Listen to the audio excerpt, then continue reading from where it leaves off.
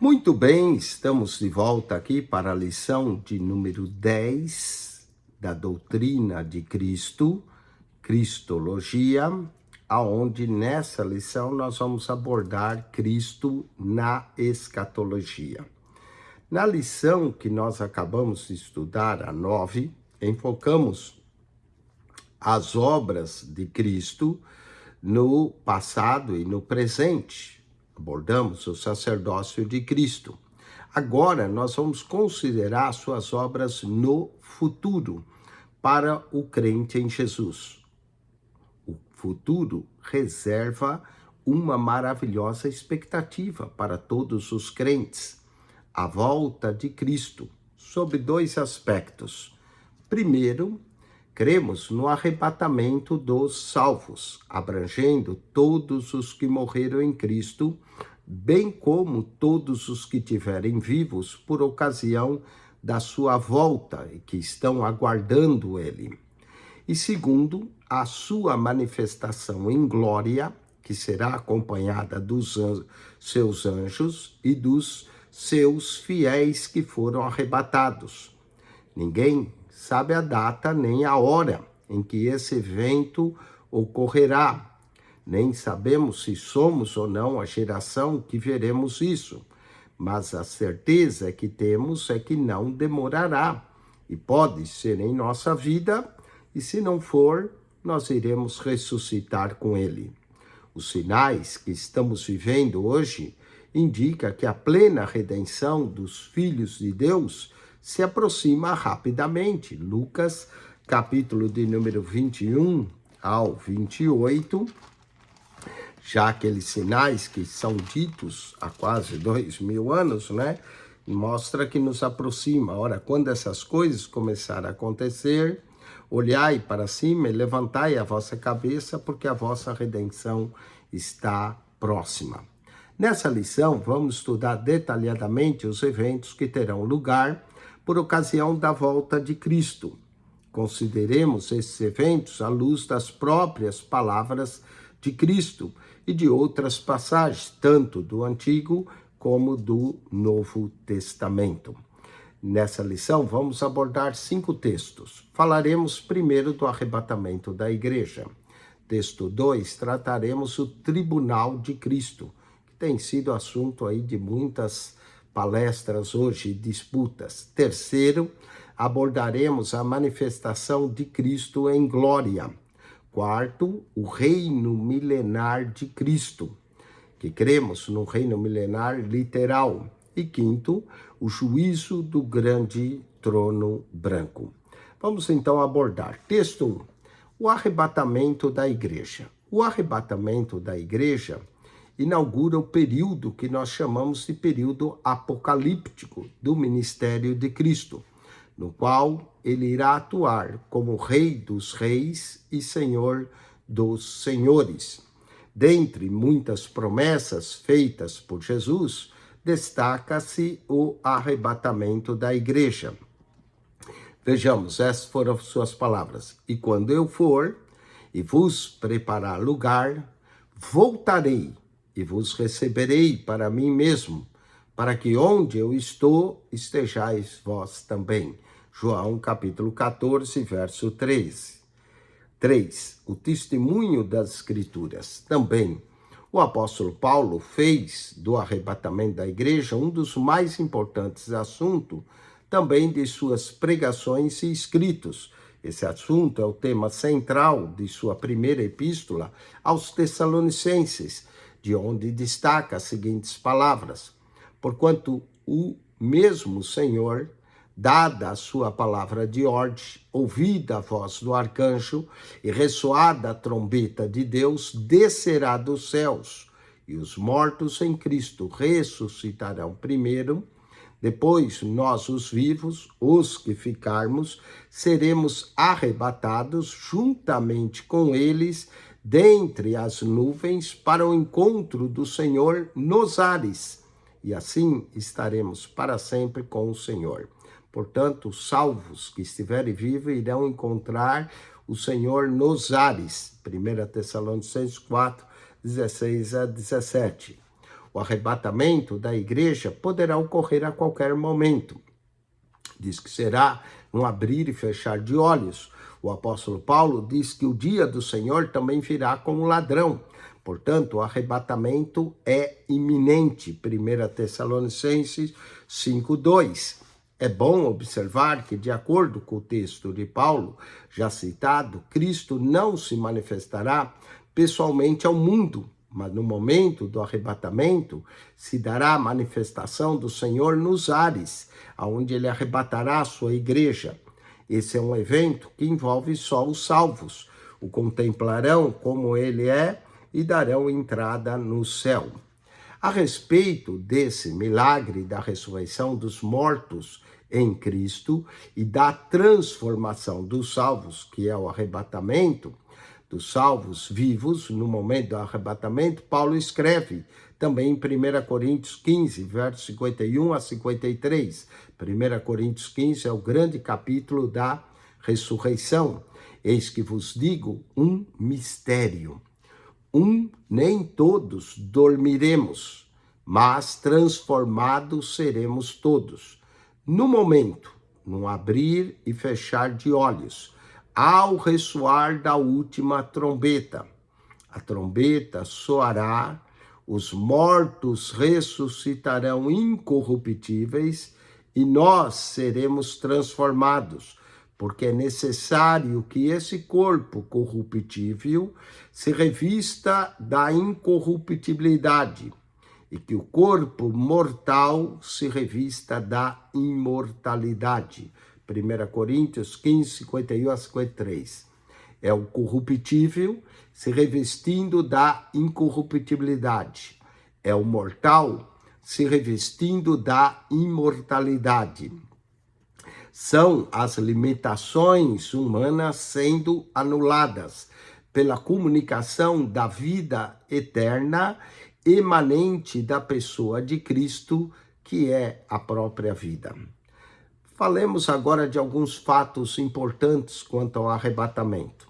2 aspectos gloriosos serão evidenciados no ato do arrebatamento da igreja. Primeiro, o ilimitado poder de Jesus de anular os estreitos limites da vida humana, fazendo agora a eterna numa esfera superior nos céus.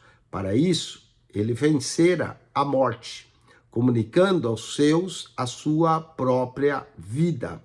Foi exatamente isso que quis dizer o apóstolo João quando escreveu: quando ele se manifestar, seremos semelhante a ele. 1 João 3:2.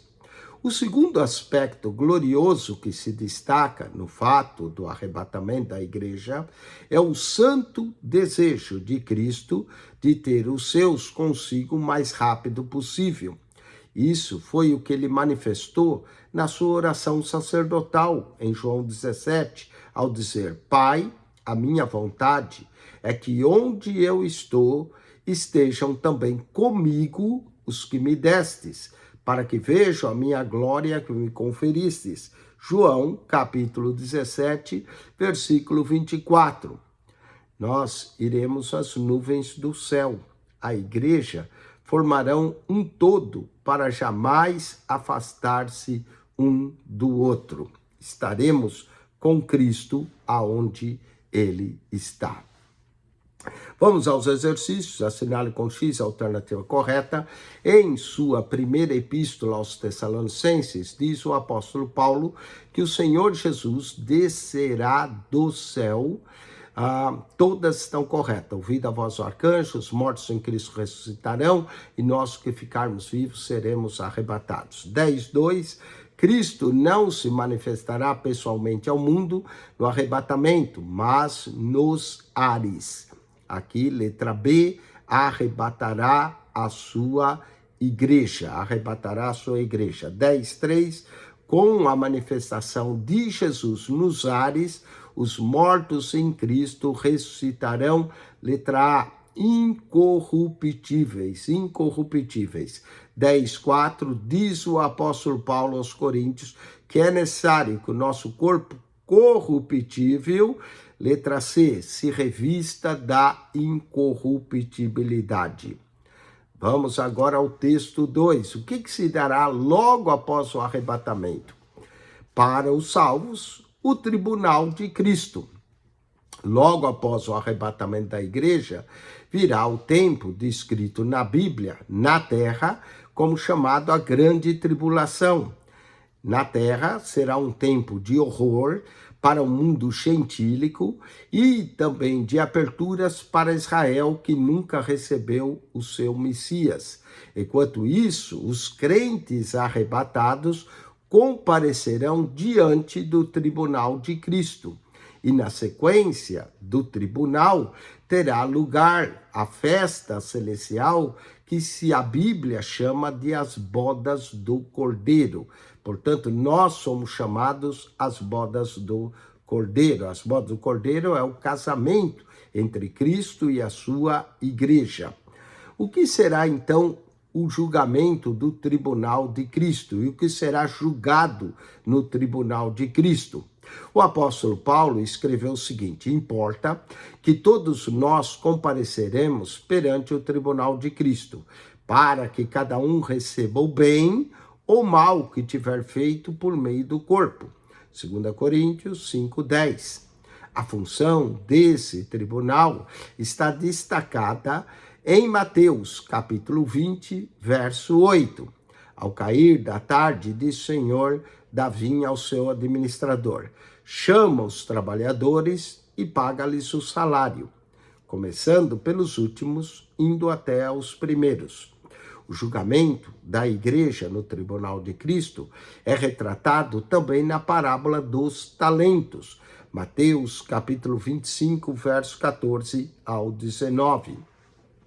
No tribunal de Cristo será julgado o trabalho do cristão no âmbito do reino de Deus, também as suas motivações, não implicando em perda de salvação, mas em recebimento de galardões. 1 Coríntios 3, 8, verso 14 e 15, 2 Coríntios capítulo 9, verso 6. Nele manifestar-se-ão não só as obras dos crentes, mas também a fonte de suas motivações. Veja o que Paulo escreve em 1 Coríntios 3, 11 ao 15. Porque ninguém pode lançar outro fundamento, além do que o que foi posto, o qual é Jesus Cristo. Contudo, se alguém edifica sobre o fundamento, ouro, prata, pedras preciosas, madeira, feno, palha, manifesta e tornará a obra de cada um, pois o dia a demonstrará, porque está sendo revelada pelo fogo, e qual seja a obra de cada um, o próprio fogo o provará. Se permanecer a obra de alguém que sobre o fundamento edificou, esse receberá galardão. Se a obra de alguém se queimar, sofrerá ele dano, mas esse mesmo será salvo, todavia, como através do fogo. Note que o tribunal não tem a condenação, um caráter condenatório, mas apenas de julgar as obras, não de salvação. O aspecto relevante a ser manifestado no tribunal não repousa absolutamente no fato de que os crentes foram achados fiéis a ponto de receberem galardão, mas na fidelidade e bondade do Senhor em ortogá-los. As bodas do Cordeiro. Fim do julgamento do tribunal de Cristo, a igreja será chamada a festa das bodas do Cordeiro. Cristo e a igreja tornar-se-ão o centro das atenções de todos os seres celestiais. Cumprir-se-á finalmente a parte da oração sacerdotal de Jesus proferida no capítulo 17 do Evangelho segundo escreve João, que diz: Pai, a minha vontade é que onde eu estou estejam comigo também os que me desses, para que vejam a minha glória como me conferiste, porque me amaste antes da fundação do mundo. Também veremos o cumprimento de João, capítulo 14, verso 3. E se eu for e vos preparar lugar, virei outra vez e vos levarei para mim mesmo, que onde eu estiver, estejais vós também. Durante as bodas do Cordeiro, a igreja será vista no seu aspecto universal, a Assembleia Universal. Ali estarão juntos todos os santos do Antigo e do Novo Testamento, desde Abel a todos os crentes que serão reunidos do Oriente e do Ocidente e tomarão assento à sua mesa, conforme Mateus 8, verso 11, onde nos assentaremos com Abraão, Isaque e Jacó. Mateus 8, verso de número 11, lemos assim, Mateus 8, 11. Mas eu vos digo que muitos virão do Oriente e do Ocidente a sentar-se à mesa com Abraão, Isaque e Jacó no reino dos céus. E o próprio Cristo nos servirá. Lucas 12, versículo de número 37. Olha só, Lucas 12, 37. Lemos assim: Bem-aventurado aqueles servos, os quais o Senhor, quando o Senhor vier, achar vigiando. Em verdade vos digo que se cingirá e os fará sentar à mesa, e chegando-se, os servirá. Maravilha, não é? As bodas do Cordeiro. Marque-se para certo e para errado. Logo após o arrebatamento da igreja, virá o tempo da grande tribulação, tempo de horror para o mundo gentílico e de aperturas para Israel, certo? No tribunal de Cristo será julgado o trabalho do cristão no âmbito do reino de Deus, não implicando em perda de salvação, mas em recebimento de galardões, certo? A pergunta que tem discutido é se haverá tristeza ou não no tribunal. Ora, se recebemos galardão, claro que haverá alegria no tribunal, mas alguns dizem que aqueles que irão perder, sofrer dano, terão tristeza, pelo menos uma tristeza momentânea. Outros dizem que não há tristeza no céu. Bom, fica a você, aluno, saber se haverá alegria ou não no céu. Eu espero que haja alegria, sim, no tribunal de Cristo, porque você vai receber galardões sem merecê-los, não é? Não é bênção? Sim, é bênção. Mas outros dizem, mas o outro vai sofrer perda. Então, se houver tristeza, apenas momentânea. 10:7. Conforme o texto estudado, o julgamento da igreja no tribunal de Cristo é retratado na parábola dos trabalhadores da vinha. Estude, sim, a parábola dos trabalhadores de vinha e vai ver que alguns até reclamam que os da última hora receberam igual eles, certo? A festa das bodas do Cordeiro e a sua amada igreja ocorrerá antes do tribunal de Cristo. Errado. A festa das bodas será após o tribunal de Cristo.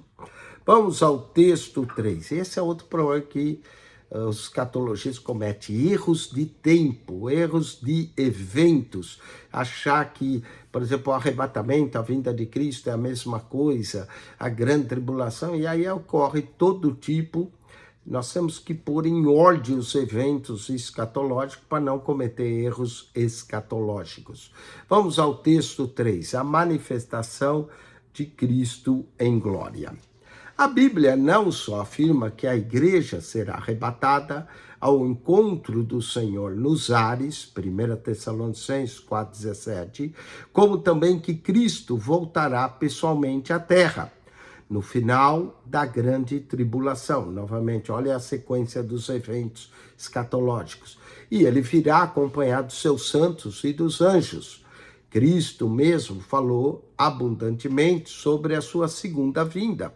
318 vezes o Novo Testamento menciona a segunda vinda, destacando o seu significado para os salvos e para o mundo em geral. Vamos ao testemunho das Escrituras. Atos capítulo 1, verso 11. Está registrado que quando Cristo era elevado aos céus, nós estudamos a ascensão de Cristo, volte lá na lição e veja, diante dos seus discípulos apareceram 2 varões vestidos de branco e disseram: esse Jesus que dentre vós foi assunto ao céu, virá do modo como viste subir. Dentre os profetas que abordam a volta de Cristo, queremos destacar 2, pelo volume de informação sobre o assunto em suas profecias. E há mais, né? São ele, Isaías e Daniel. Eu também destacaria aqui Zacarias, mas vamos continuar pelo livro, né? No livro de Isaías, há capítulos inteiros tratando da manifestação de Cristo em sua glória e majestade. A Daniel também foram igualmente revelados muitíssimos detalhes do evento, desse mesmo evento. Daniel é considerado o livro apocalíptico do Antigo Testamento. Temos, por exemplo, Daniel, capítulo 7, verso 13 e 14, que refere-se aqui claramente à volta de Cristo, e esse título, Filho do Homem, escrito em Daniel 7, 13 e 14, é um título escatológico e aponta para a volta de Jesus. Daniel 7, verso de número 13 e 14.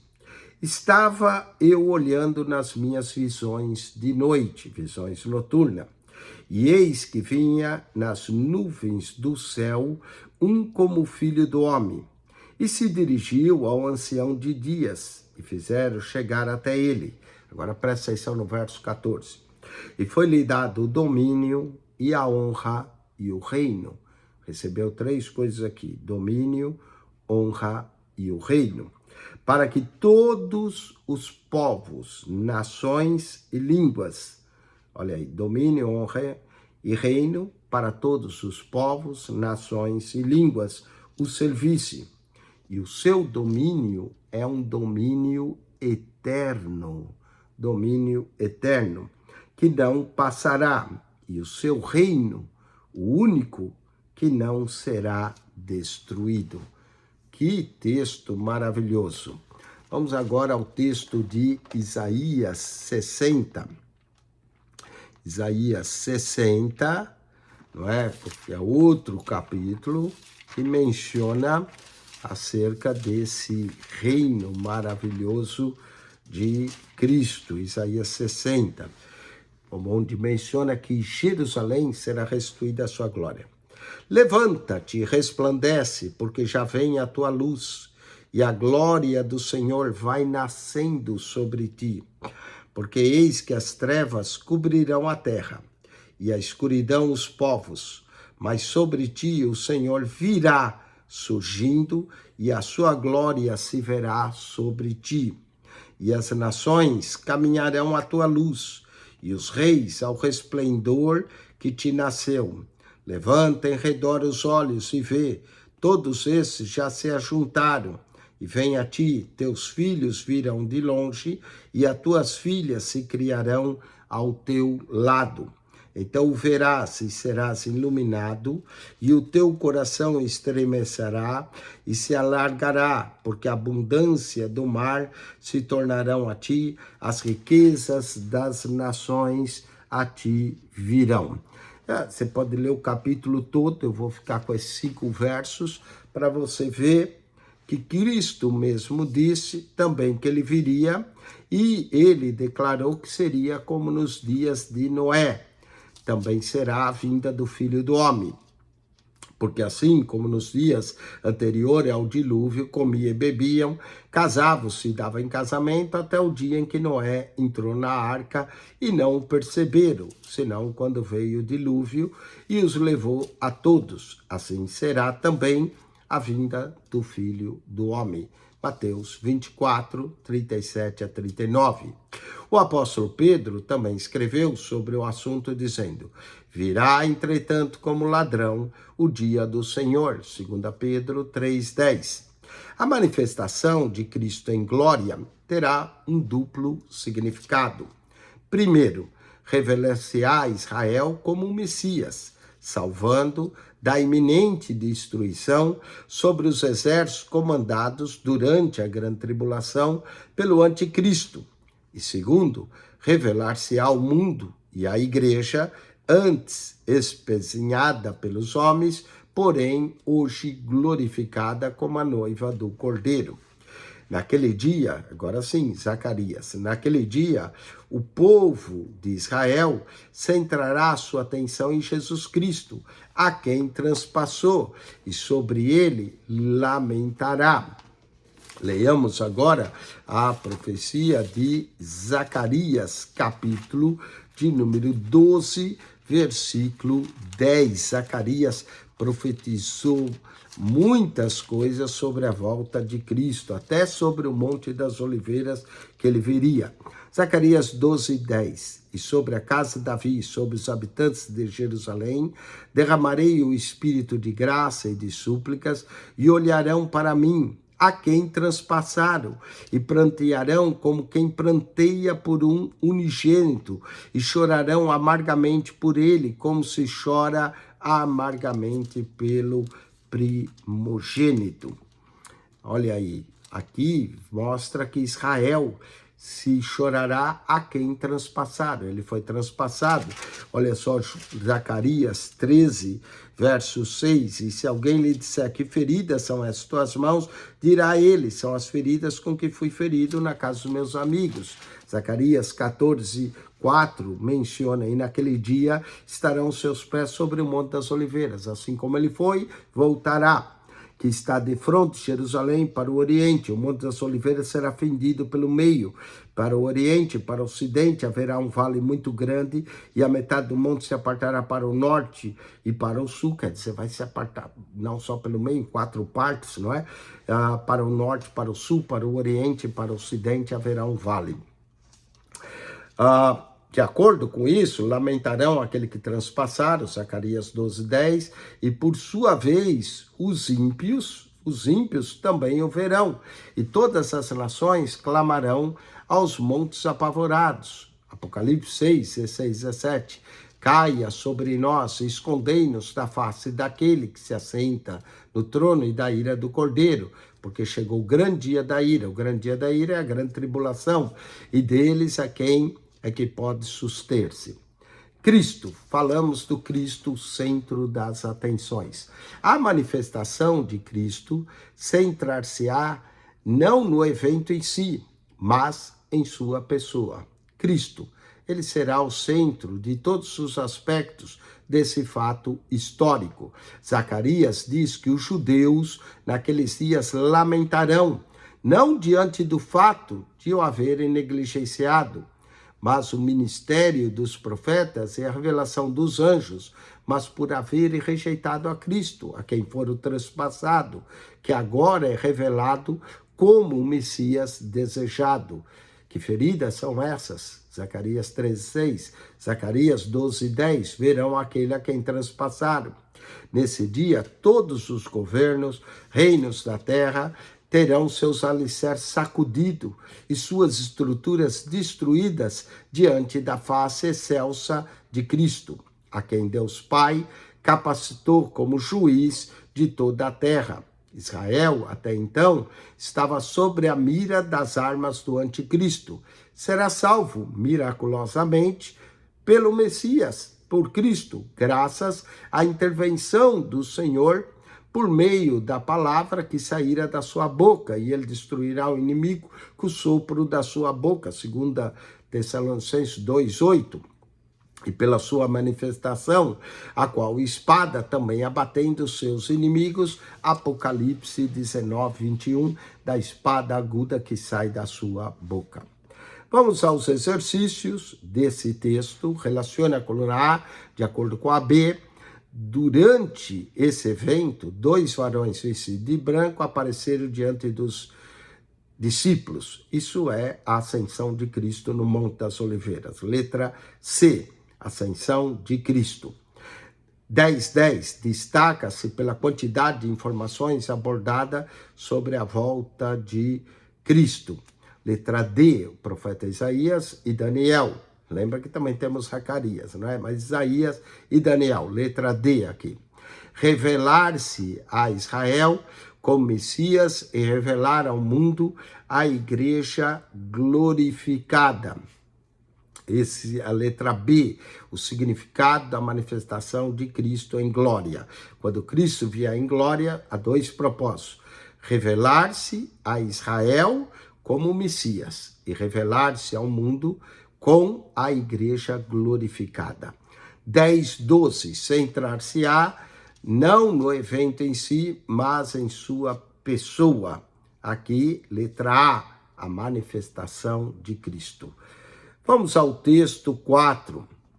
Quando Cristo vier, porá fim à grande tribulação, manifestar-se-á e estabelecerá o reino milenar de Cristo. Texto 4 trata do reino milenar de Cristo por 1000 anos, que é mencionado no Apocalipse, o reino milenar de Cristo, Apocalipse, capítulo de número 20.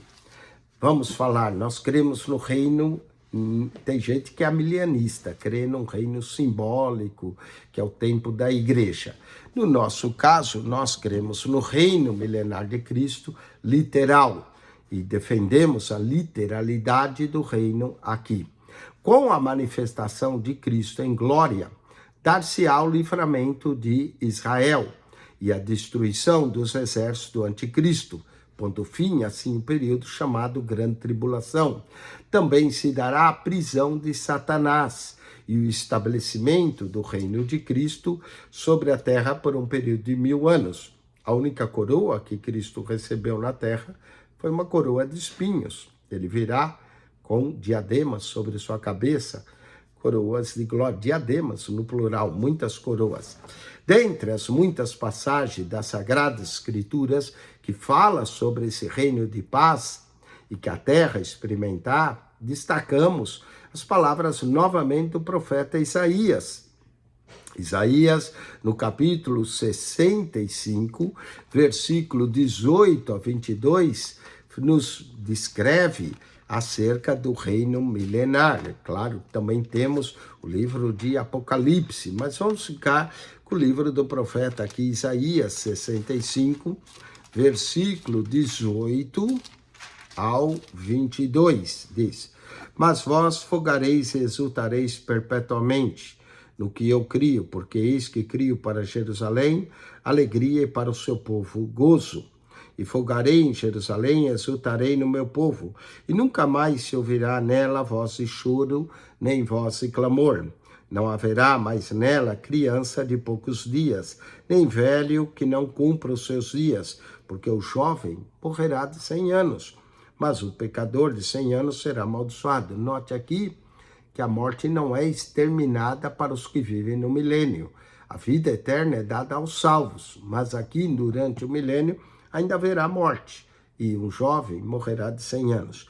E edificarão casas e habitarão, plantarão vinhas e comerão seu fruto. Não edificarão para que outros habitem, não plantarão para que outros comam, porque os dias do meu povo serão como os dias da árvore. A árvore vive bastante, e os meus eleitos gozarão das obras das suas mãos até a velhice. Naqueles dias já não haverá antagonismo entre os homens. Vemos aqui o progresso e a ciência atingirão os fins que se propuseram. Fronteiras já não existirão como obstáculos à penetração de estrangeiros, como muros que tem que construir hoje, não é? As casas já não precisarão de fechaduras e cadeados. Moléstias já não ceifarão a vida das proporções de hoje. Não haverá mortandade entre as crianças. O jovem morrerá de 100 anos, conforme diz. As nações já não necessitarão de exércitos armados para guarnecer as suas fronteiras, pois essas se converterão.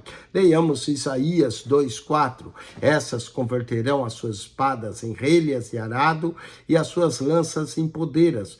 Uma nação não levantará a espada contra outra nação e nem aprenderão mais a guerra. Isaías 2:4.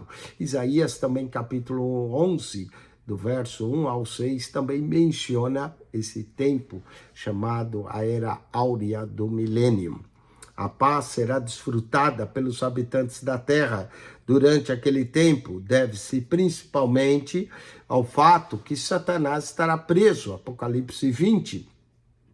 Mas também, não é só pelo fato de Satanás estar, mas também pelo fato de o mesmo príncipe da paz, Isaías 9:6, Isaías 9:6, o príncipe da paz, ter o seu governo supremo na terra durante aqueles 1000 anos, o seu domínio.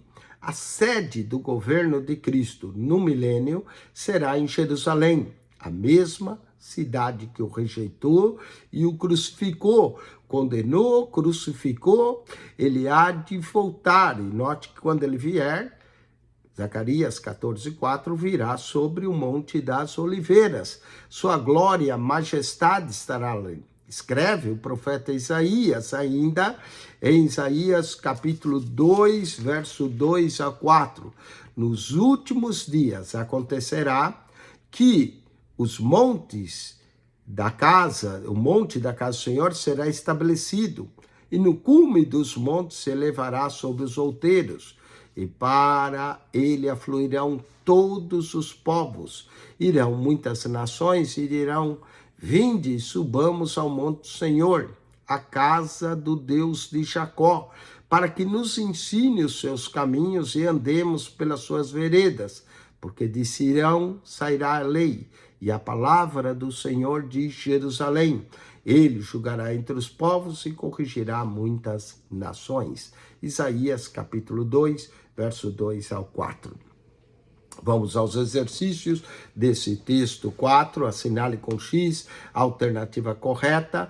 Com a manifestação de Cristo em glória, acontecerá o livramento de Israel, como também, aqui, letra A, B e C estão certas, a destruição dos exércitos do anticristo, a prisão de Satanás e o estabelecimento do reino de Cristo sobre a terra por um período de 1000 anos. Todas as alternativas estão corretas.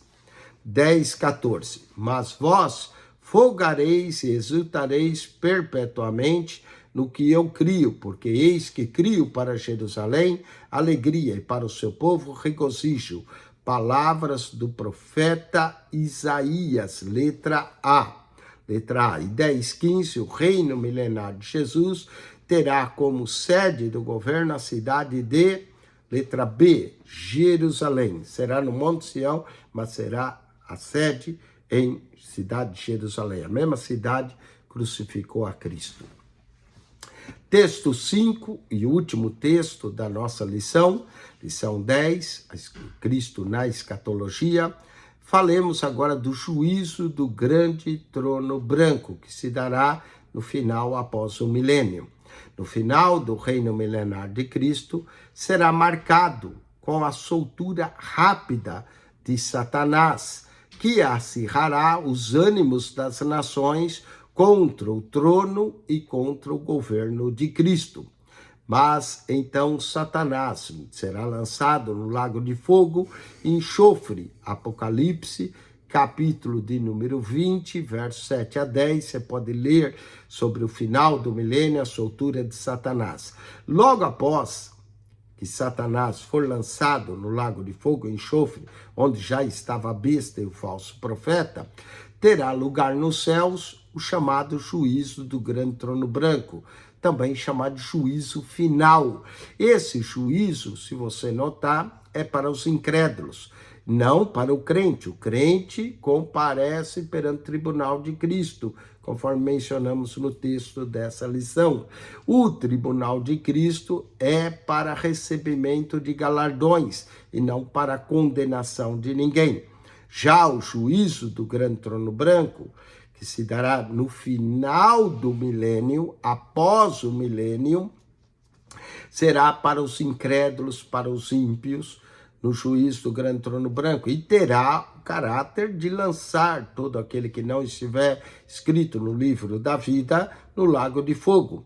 Olha só, eu vou ler Apocalipse 20, verso 11 a 15, que praticamente explica por si só. Vi um grande trono e aquele que nele se assenta, de cuja presença fugiram a terra e o céu, e não se achou lugar para eles. Vi também os mortos, os grandes e os pequenos postos em pé. Morto em pé quer dizer ressuscitado, diante do trono. Então se abriram os livros, e ainda outro livro, o livro da vida, foi aberto. Note, livros e outro livro, o livro da vida. Os livros aqui é o livro da consciência, da vida das pessoas, e o livro da vida foi aberto. E os mortos foram julgados segundo as suas obras. Tá vendo? Serão julgados, se confiaram nas obras, serão julgados por elas. Então, a morte e o inferno foram lançados para dentro do lago de fogo. Note que até o inferno, o destino final da morte do inferno é o lago de fogo. Esta é a segunda morte. A pior morte não é a morte física, mas a segunda morte. Morte significa separação. E aí separação eterna, o lago de fogo. E se alguém não foi achado escrito no livro da vida, esse foi lançado para dentro do lago de fogo. Terrível, né? Que Deus nos livre por Cristo Jesus. Falemos de Cristo, o reto juiz.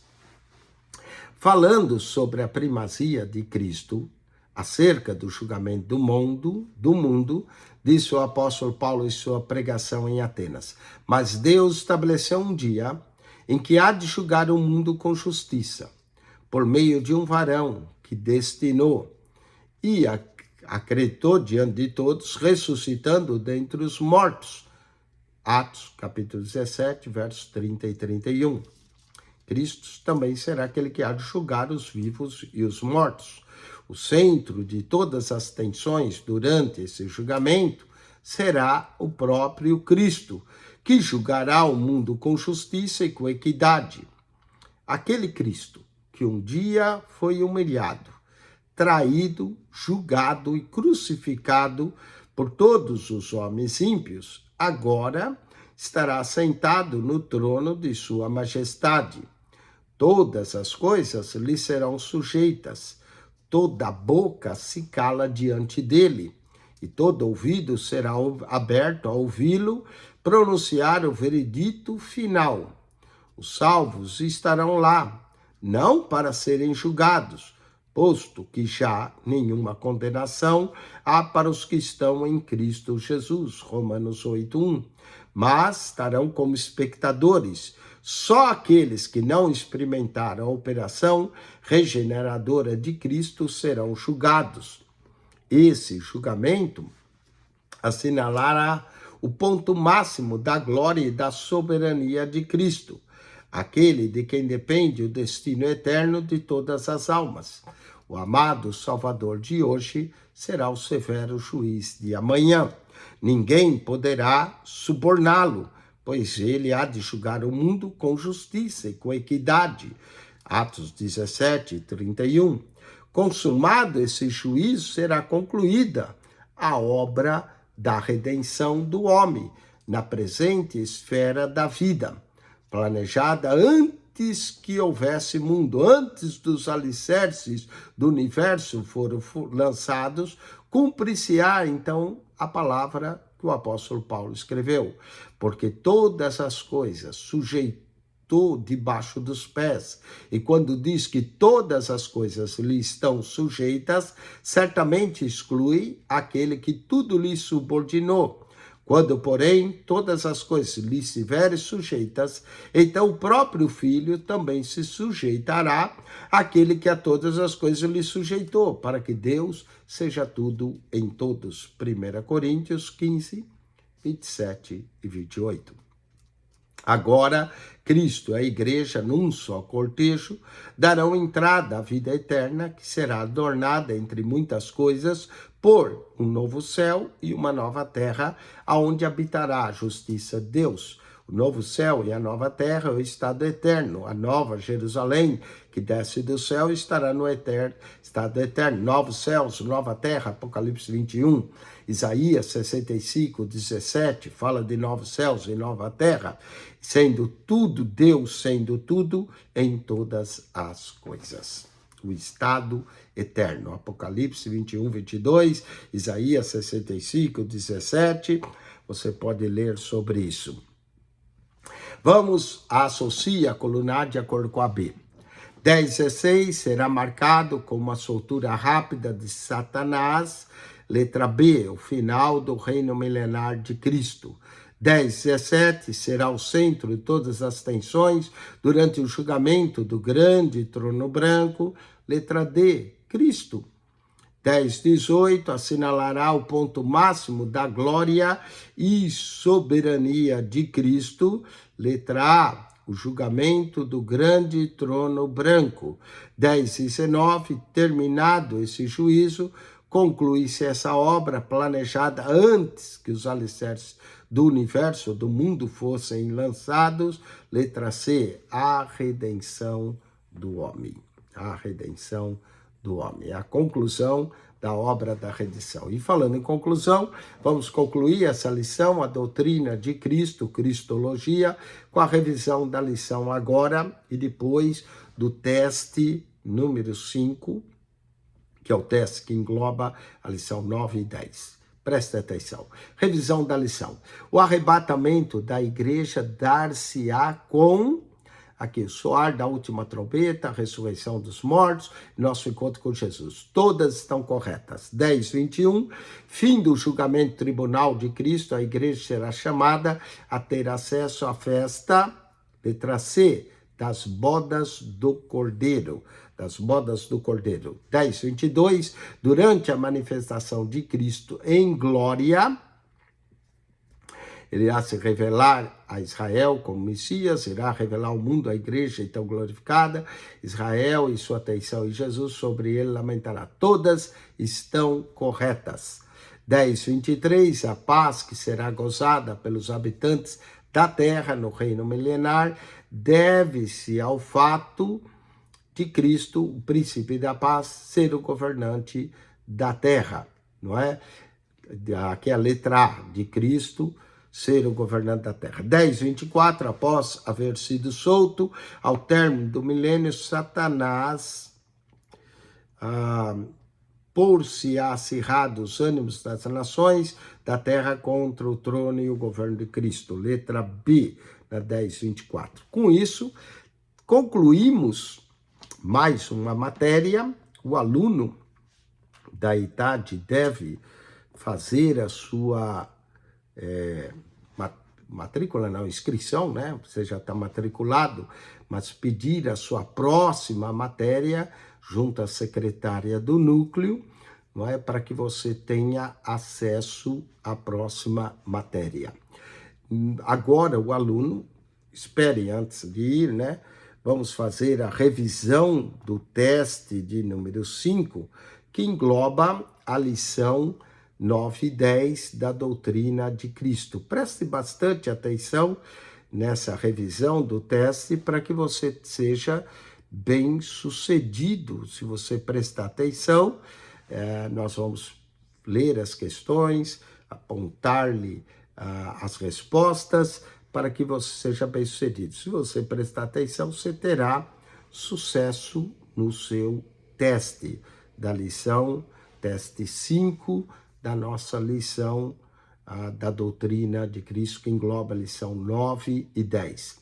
O link do teste você vai encontrar no WhatsApp do aluno, de forma que somente os alunos têm acesso a esse teste. Ao entrar, você vai colocar o núcleo, vai colocar 5144, o seu número de matrícula de aluno, e aí vai aparecer, vai mudar o parecer, né, o seu nome de aluno, você confirma se você é o aluno, se você não colocar errado, né, o número de matrícula, confirma. Vamos ao teste 5. A epístola do Novo Testamento, que trata profundamente do sacerdócio de Jesus, é a epístola, aqui a resposta correta, aos Hebreus. Aos Hebreus. Lembra que nós falamos dessa epístola. Em Hebreus 5, 1 a 4, acha-se enumeradas as qualificações, número 2. Então, número 1, aos Hebreus, letra B. Na 1 é B.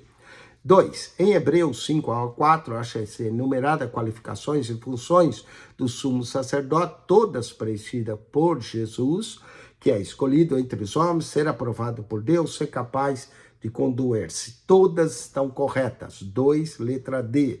Todas estão corretas. Para compreendermos bem a epístola aos Hebreus, no tocante ao sacerdócio de Cristo, devemos ler também o livro de Levítico. Levítico. Então, A1 é B, 2 é D, 3 é A. Amém? Espero que você tenha anotado corretamente. Vamos continuar. 4.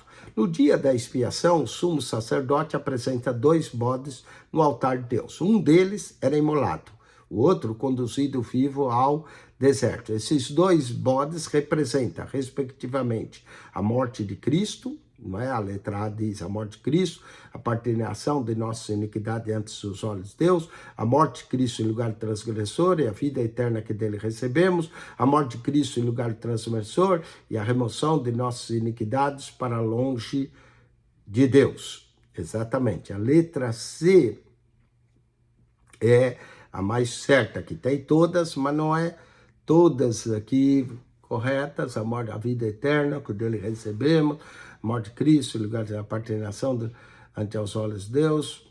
Eu colocaria aqui a letra C. Se alguém quiser colocar todas, fique à vontade. Eu colocaria a letra C aqui, que está mais correta, e a remoção de nossas iniquidades para longe de Deus. Esse é o sentido. 4 eu coloco C, mas também a D, se alguém colocar, é com você. Vamos aqui, da superioridade, que às vezes tem umas perguntas que são meio capciosas aqui, não é? Quinta, a superioridade da obra de Cristo como sumo sacerdote deve-se ao caráter pessoal, ao perfeito sacrifício, à sua mediação. Todas estão corretas nas 5. 6. De acordo com Hebreus 7, 26, 27, o sacrifício oferecido por Cristo foi incomparavelmente superior a qualquer sacrifício oferecido, e aqui tem a ver, aqui a letra A não é, a B, os sacrifícios oferecidos eram provisórios, tinha que ser oferecido. Cristo, isento do pecado, ofereceu a si mesmo pelo pecado e fez isso uma vez por todas.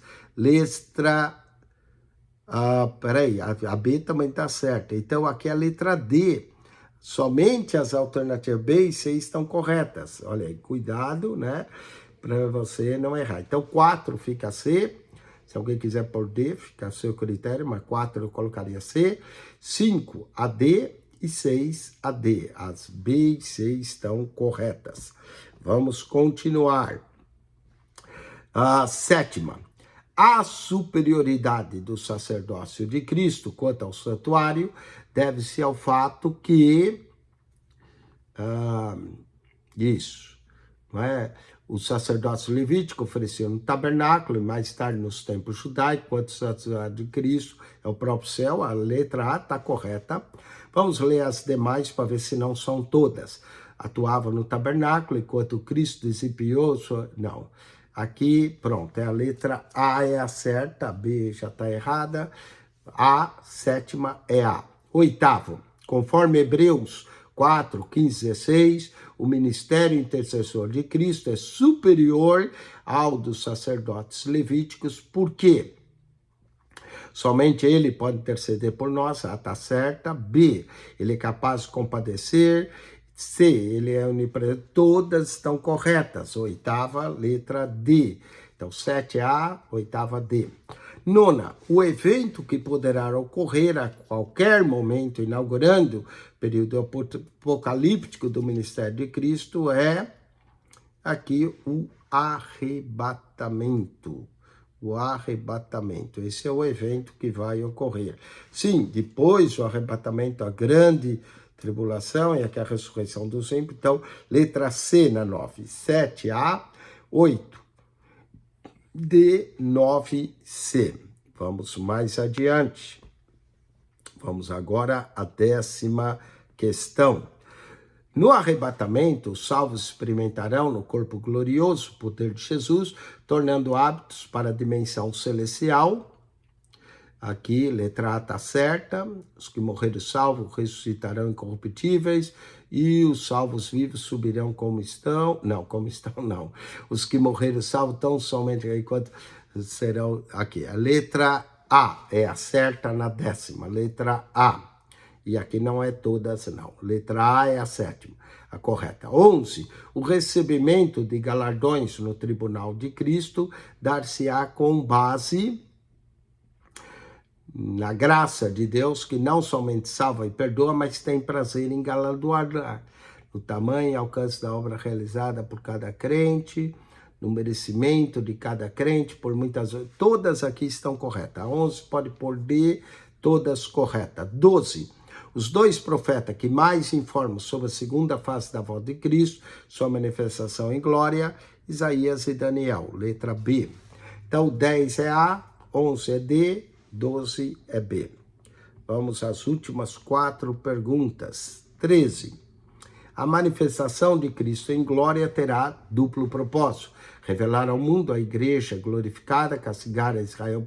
Não, castigar aqui não. Revelar Israel como Messias, salvando da iminente destruição sobre os exércitos comandados pelo anticristo, e revelar-se ao mundo a igreja, essa que foi especiada pelos homens. Então, 13 é D. A B e C estão corretas, a está incorreta, que não é castigar Israel, nada disso. Então, B e C estão corretas, então a letra correta é D. As alternativas B e C estão corretas. 13, D. 14. Isaías 65, 18 ao 22, fala de um tempo que não mais haverá pranto, as pessoas terão longevidade, as famílias terão tranquilidade e desfrutarão alegremente do fruto do seu trabalho, não haverá guerra entre as nações e até os animais selvagens serão mansos. Isso se dará no milênio, letra C, no milênio, tudo isso se dará no milênio. Então, 13 é D, 14 é C, no milênio. 15. A paz desfrutada pelos habitantes da terra durante o milênio dever-se-á principalmente o fato de Cristo ser o príncipe da paz, o fato de Satanás estar preso, mas principalmente aqui é a letra A, não é a letra A, não é todas não, aqui é a letra A. Principalmente o fato de ser Cristo o príncipe da paz. E 16, para encerrarmos, é o evento que se dará após o milênio e que assinalará o ponto máximo da glória e soberania de Cristo, aquele de quem depende o destino das almas, denomina-se o juízo do grande trono branco. Será logo após o milênio, o juízo do grande trono branco. Letra B. Então, 14 é C, 15 é A, 16 B.